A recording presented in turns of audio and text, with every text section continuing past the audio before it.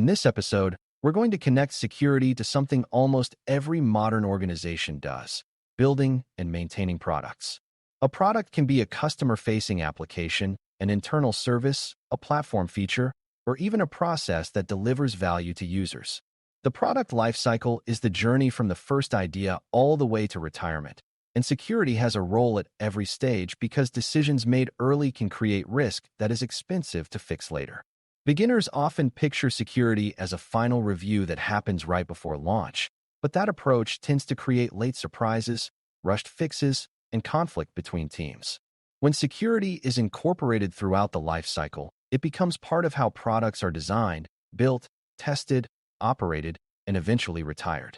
By the end of this lesson, you should understand what security looks like at each stage and why early, consistent integration reduces both risk and disruption. Before we continue, a quick note. This audio course is a companion to our course companion books. The first book is about the exam and provides detailed information on how to pass it best. The second book is a Kindle-only ebook that contains 1,000 flashcards that can be used on your mobile device or Kindle. Check them both out at cyberauthor.me in the Bare Metal Study Guide series. The product lifecycle starts with concept, which is where people decide what they want to build, who it is for, and what value it will provide. This stage feels far from security because it is about ideas and goals, but it is one of the most powerful places to shape risk. Concept decisions determine what data the product will handle, what users it will serve, what external integrations it might rely on, and what business expectations exist for availability and trust. If security is absent, teams may choose designs that require risky data collection, overly broad access, or fragile dependencies that later become security and reliability problems. Incorporating security here means asking simple, beginner-friendly questions such as what sensitive information is involved, what would happen if the product went down, and what kinds of misuse could harm users. These questions are not meant to slow creativity. They are meant to prevent the product from being built on risky assumptions that later become expensive emergencies. After concept comes design, where the product structure takes shape. Design includes how the product is broken into components, how users authenticate, how data is stored and shared, and how external systems connect. Security at the design stage is mostly about making good choices while change is still cheap, because changing a design early is easier than changing a built system. This is where teams decide which parts of the product must be protected most strongly and how trust boundaries will work, meaning where the product trusts input and where it verifies.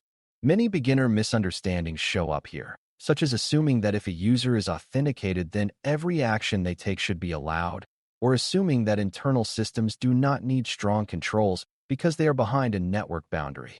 Security incorporation means making sure access is limited by role, data is protected in transit and at rest, and sensitive actions are logged so abuse can be detected. When these ideas are designed in early, later stages become smoother because security is not trying to retrofit core protections onto a structure that never planned for them. As a product moves into development, teams begin writing code, configuring services, and assembling the parts that will become the running system. Security incorporation during development is about building secure habits into everyday work rather than pausing everything for separate security events. This includes using secure defaults, handling user inputs safely, minimizing secrets exposure, and avoiding shortcuts that create fragile behavior.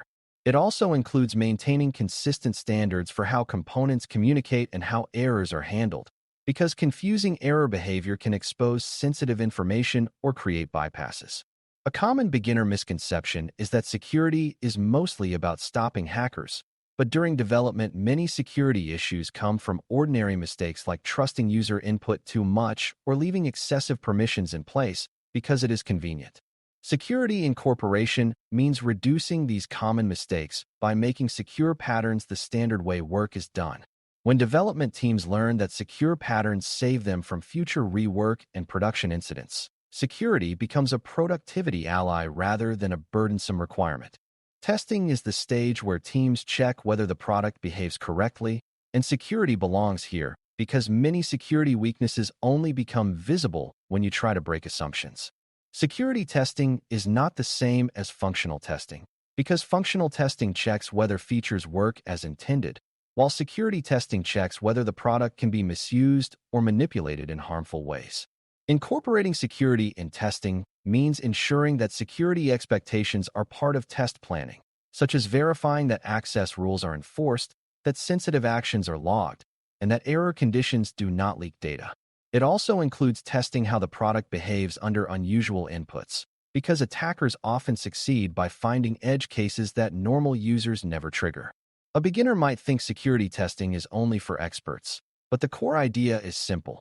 If the product makes promises about who can do what data is protected, and what actions are recorded, then testing should validate those promises.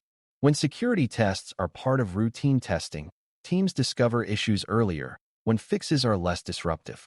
Deployment and release is the moment a product moves into real use, and this stage is where security and business pressure often collide. Security incorporation here means having clear release readiness expectations that are known in advance, not surprise demands at the last minute.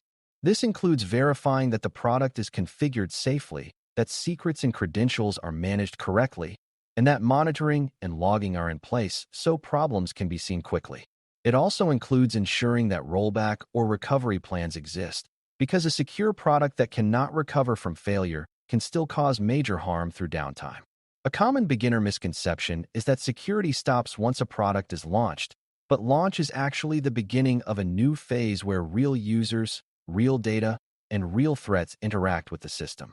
Incorporating security at release means treating launch as a planned transition into a monitored, maintained environment, not as the finish line where security can relax. Once a product is live, operations becomes the dominant stage, and security incorporation shifts toward maintaining posture over time. This includes managing vulnerabilities, applying updates, monitoring for suspicious behavior, and responding to incidents quickly and consistently. Operational security also includes controlling access as teams and users change, because privileges tend to accumulate unless they are reviewed.